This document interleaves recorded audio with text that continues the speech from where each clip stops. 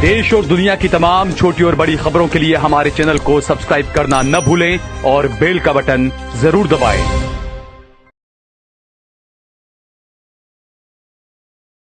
नमस्कार दोस्तों, स्वागत है आपका देश लाइव में और आपके साथ मैं हूं आशी मातियाती।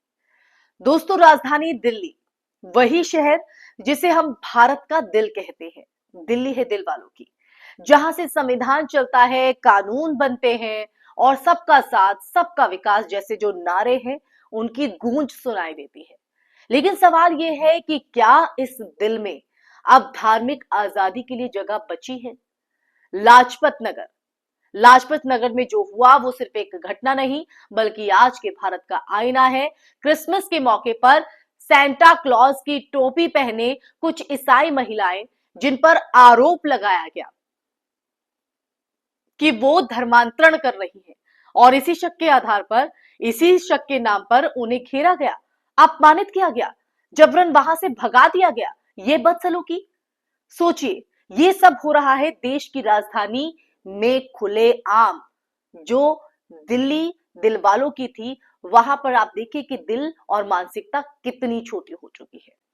इस घटना को मैं आपको आगे पूरी सच्ची कहानी, इस घटना से जुड़ी जो सच्ची कहानी है वो मैं आपको आगे बताऊंगी चर्चा के माध्यम से। चर्चा में आगे बढ़े उससे पहले आप लोगों से अपील, इंसाफ की आवाज को बुलंद करने के लिए और सच्ची पत्रकारिता के लिए हमारा यानी देश लाइव का सहयोग करें। साथ ही डिस्क्रिप्शन में दिए गए लिंक को ओपन कर ज्वाइन बटन दबाकर आप हमसे यानी देश लाइव से सीधा जुड़ सकते हैं दोस्तों। तो दोस्तों, वापस आज की चर्चा पर लौटते हैं। राजधानी दिल्ली की बात हो रही है। दिल्ली के लाजपत नगर की यह घटना कहीं ना कहीं उस मानसिकता को पर एक बड़ा सवाल खड़ा करती है जो धर्म की आड़ में इस तरह से नफरत और समाज को बांटने का काम करते हैं। लेकिन ये मानसिकता आती कहां से है, ये बड़ा सवाल हो जाता है। दरअसल दोस्तों, ये जो घटना है तब और गंभीर हो जाती है जब इसमें बजरंग दल के कार्यकर्ताओं का नाम सामने आता है। तो देखिए, यहीं से असली कहानी शुरू होती है। सवाल ये नहीं कि कौन किस टोपी में था, सवाल ये है कि किस अधिकार से कोई भीड़ किसी महिला से पूछताछ करती है, उसका अपमान करती है और उसे सार्वजनिक जगह से हटने को मजबूर करती है। क्या अब भारत में संविधान की जगह शक ने ले ली है?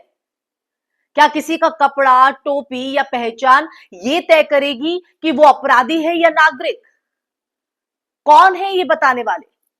दोस्तों, संविधान की बात करें तो संविधान का अनुच्छेद 25 हर भारतीय को अपने धर्म को मानने, उसका प्रचार करने, उसे अपनाने की आजादी देता है। लेकिन जमीनी हकीकत आप देखिए। जमीनी हकीकत यह है कि आज धर्मांतरण शब्द को एक हथियार बना दिया गया है। बिना सबूत, बिना शिकायत, बिना एफआईआर, यहां ना कोई अदालत थी, ना कोई जांच एजेंसी, फिर भी फैसला सुना दिया गया। ये जो भीड़ तंत्र नहीं तो और क्या है दोस्तों? क्या है? अब जरा कल्पना कीजिए, अगर यही हरकत किसी मुसलमान ने किसी हिंदू कार्यक्रम में की होती। इमेजिन कीजिए क्या होता। गोदी मीडिया 2 दिन तक प्राइम टाइम डिबेट चलाता, हिंदू खतरे में है, हिंदू खतरे में है, ये चिल्लाता। सोशल मीडिया पर ट्रेंड चलता देशद्रोही, जिहादी मानसिकता और न जाने क्या क्या। और पुलिस बिना देर किए लाठीचार्ज, गिरफ्तारी, यूएपीए तक की जो धमकी है वो यहां पर देती नजर आती है। लेकिन यहां क्या हुआ? यहां ईसाई महिलाओं के साथ बदसलूकी, सार्वजनिक अपमान और फिर सन्नाटा, चुप्पी एकदम। यही है आज का सेलेक्टिव जस्टिस।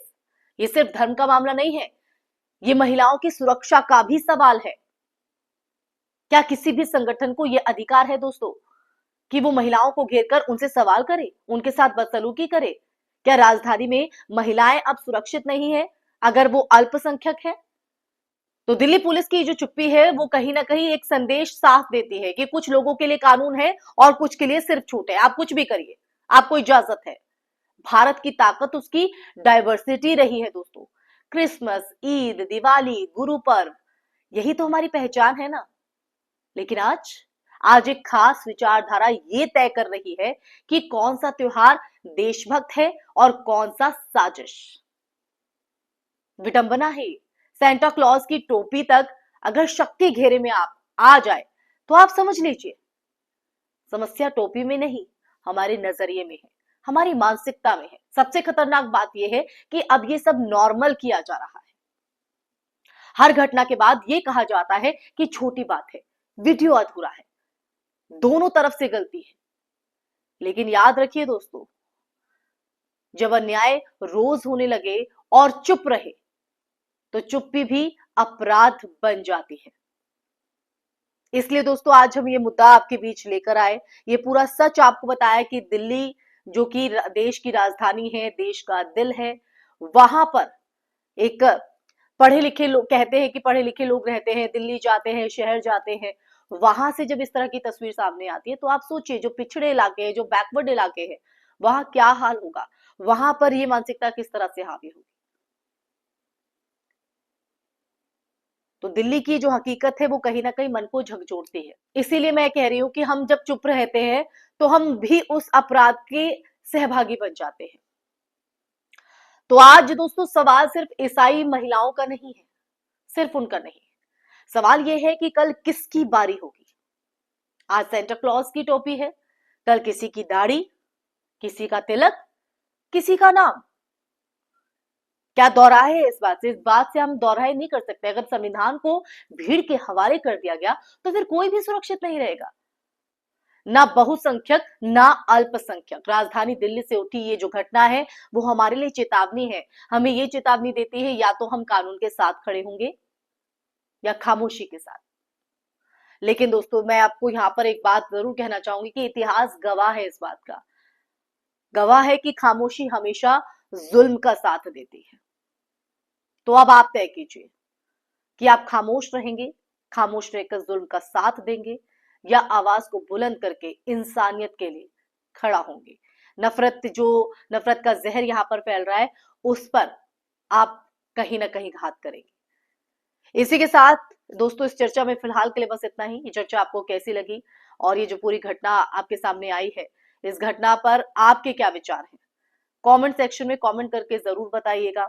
इस वीडियो को ज्यादा से ज्यादा शेयर कीजिएगा ताकि देश के हर नागरिक तक ये वीडियो पहुंच सके, ये सच पहुंच सके और उन्हें पता चल सके कि क्या हो रहा है देश के दिल यानी राजधानी दिल्ली में। इसी के साथ आप लोगों से इजाजत लेना चाहूंगी, फिर हाजिर होंगे ऐसे ही सच का संवाद लेकर। तब तक के लिए अपना ख्याल रखिए। जय हिंद, जय भारत, नमस्कार।